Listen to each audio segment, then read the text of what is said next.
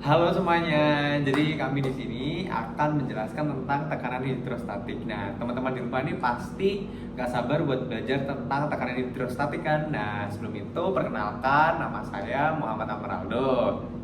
Perkenalkan, nama saya Misala Sofia. Saya Muhammad Fatih. Saya Muhammad Baik Furqan Syamsi. Nah, kami akan menjelaskan tentang tekanan hidrostatik. Nah, sebelum itu akan ada isi-isi dari sekian PPT yang akan dijabarkan oleh teman-teman kami. Nah, untuk itu akan dimulai dari tujuan pembelajaran. Nah, akan dibacakan oleh Michelle. Tujuan pembelajaran dari tekanan hidrostatik di sini yaitu menjelaskan konsep tekanan pada zat cair, menyebutkan faktor yang memengaruhi besar tekanan cairan, menjelaskan hukum pokok hidrostatik, dan menyebutkan contoh penerapan tekanan zat cair dalam kehidupan sehari-hari. Selanjutnya ada dasar teori tentang tekanan hidrostatik itu sendiri. Fluida adalah zat yang dapat mengalir, terdiri dari cairan dan gas. Fluida tidak memiliki bentuk tetap dan akan menyesuaikan bentuk wadahnya. Tekanan adalah gaya persatuan luas yang dirumuskan. Pada yang kedua, tekanan fluida diam. Pada fluida yang diam, gaya yang bekerja terutama adalah gaya berat fluida itu sendiri. Fluida akan memberikan tekanan ke semua arah, atas, bawah, maupun samping. Di sini ada rumus tekanan hidrostatis, yaitu tekanan sama dengan Rho kali gravitasi kali H. P besar di sini melambangkan untuk tekanan dengan lambang PA atau Pascal. P kecilnya itu sebagai Rho, yaitu massa jenis cairan kilogram per meter kubik. G-nya itu percepatan gravitasi M per S persegi, dan H adalah kedalaman cairan, yaitu meter. Yang ketiga, arah sebaran tekanan fluida. Tekanan bekerja ke segala arah, merupakan prinsip dari Pascal. Dua titik pada kedalaman yang sama memiliki tekanan yang sama meskipun lokasinya berbeda secara horizontal. Selanjutnya ada sifat tekanan dari zat cair itu sendiri. Tekanan zat cair bertambah seiring bertambahnya kedalaman. Semakin dalam suatu titik berada dalam cairan, semakin besar pula tekanannya. Dipengaruhi apa sih tekanan zat cair itu? Besarnya tekanan zat cair dipengaruhi oleh tiga hal, yaitu kedalaman, massa jenis cairan, dan percepatan gravitasi. Selanjutnya ini ada hukum pokok hidrostatika itu sendiri yang berbunyi tekanan yang diberikan zat cair dalam ruang tertutup akan diteruskan ke segala arah dengan sama besar. Ada sifat tekanan ke segala arah. Itu tekanan zat cair bekerja ke segala arah, baik ke samping maupun ke bawah. Hal ini dapat dilihat dari bentuk aliran yang keluar dari lubang botol ke segala arah, seperti contoh gambar ini, tempat buat nyiram air untuk menyiram tanaman. Selanjutnya, prosedur percobaan akan dibacakan oleh teman saya. Oke, sekarang kita berada di prosedur percobaan. Yang pertama yang harus dilakukan adalah akses laman simulasi yang diberikan oleh Pak Arya. Yang kedua, masukkan nilai beban yang ingin diamati pada kolom weight untuk memperoleh tekanan hidrostatis. Yang ketiga, tekan tombol air water dan seret penggeser untuk mengubah ketinggian air. Yang keempat, ketuk tanda plus di sebelah kiri untuk menambah bobot. 5. Buatlah lengan menjadi horizontal, yaitu titik biru berada di tengah dengan penyesuaikan ketinggian air. Yang keenam, sekarang ubahlah beratnya dengan menggunakan tanda plus atau minus. Yang ketujuh, sekali lagi buatlah lengan menjadi horizontal dengan menyesuaikan ketinggian air. Yang kedelapan, tekan tombol save untuk menyimpan file.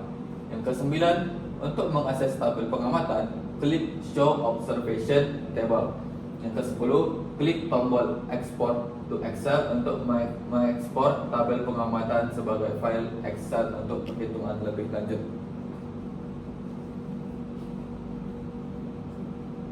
Selanjutnya ada alat dan bahan. Yang pertama yang dibutuhkan adalah laptop. Fungsinya untuk menjalankan praktikum secara virtual melalui website. Yang kedua ada Microsoft Excel. Fungsinya untuk mencatat data-data secara terstruktur serta agar pengolahan data dapat dilakukan dengan lebih efisien. Yang ketiga ada alat serta media tulis. Fungsinya untuk mencatat raw data agar dapat diolah. Yang keempat ada kalkulator untuk mempermudah menghitung rumus kompleks. Nah, selanjutnya kita di data pengamatan. Nah, bisa dilihat ini terdapat 4 responden pada praktikum kali ini, dan responden itu ya kelompok kami sendiri. Nah, bisa dilihat dari mesnya ini memang kita lihat ada korelasinya tuh dengan peningkatan nilai dari setiap percobaan yang kita coba. Dari percobaan 1 hingga ke 10 ini terlihat ada peningkatan sekitar 0,05 per setiap percobaan. Dan ini hasil dari depth of immersion-nya juga sekorelasi dengan mesnya, itu juga meningkat seiring dengan bertambahnya mesnya itu sendiri ya.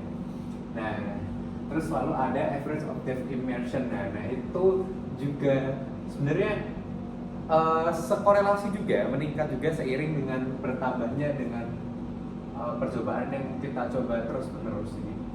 Karena memang dari praktikum dan prosedurnya memang meminta kita untuk menambah terus menerus, dan memang semua ini terkorelasi semua secara angka-angkanya. Nah, untuk standard deviation-nya itu juga dia juga terkorelasi, juga meningkat nilainya. Nah, terus setelah kita input dari data yang sebelumnya ini seperti yang ini, nah, ini kita input semuanya, lalu di tabel akan keluar dari rumusnya ini tadi semua.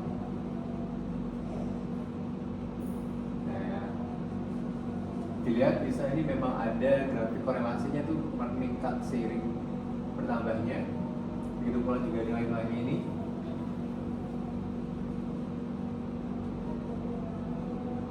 Nah, ini dari data pengamatan yang sudah kita dapat ini, beginilah cara pengolahan datanya.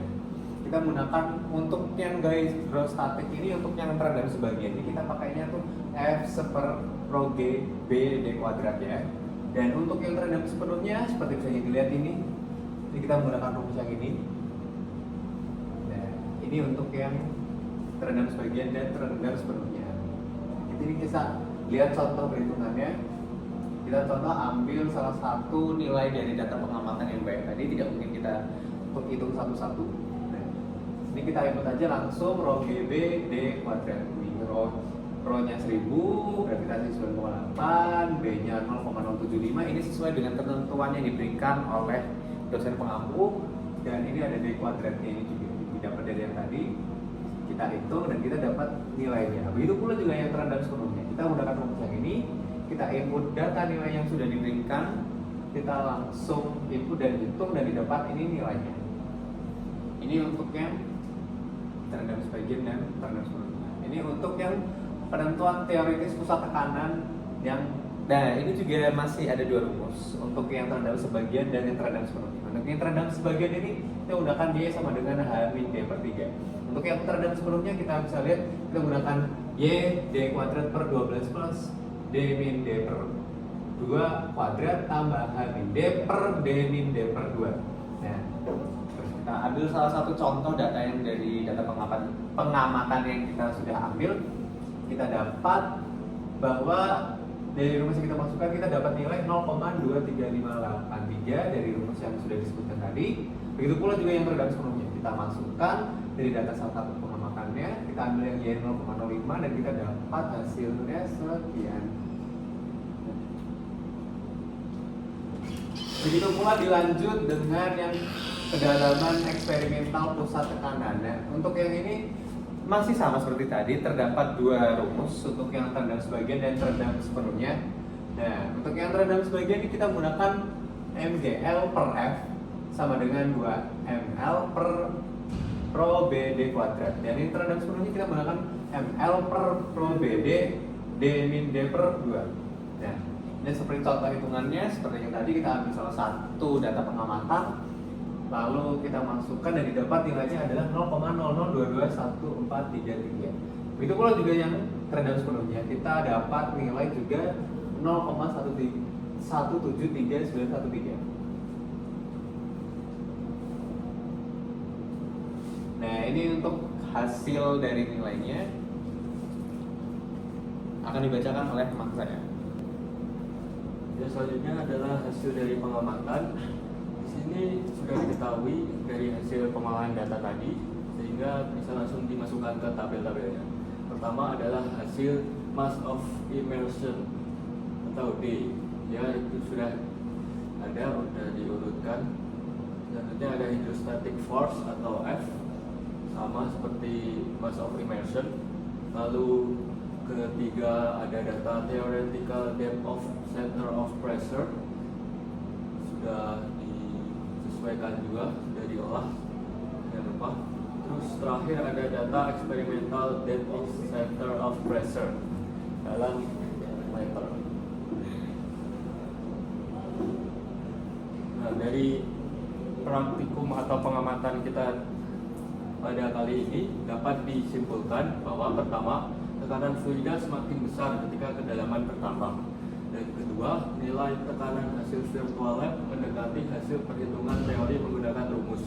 Ketiga, hubungan tekanan kedalaman bersifat linear selama massa jenis fluida dan gravitasi konstan. Keempat, praktikum berhasil memvisualisasikan distribusi tekanan fluida diam dan membuktikan kebenaran konsep hidrostatika. Dan yang terakhir adalah virtual lab efektif membantu memahami konsep tekanan hidrostatis tanpa hambatan alat fisik. Sekian praktikum atau hasil laporan pengamatan dari kami. Mohon maaf jika ada salah. Assalamualaikum warahmatullahi wabarakatuh.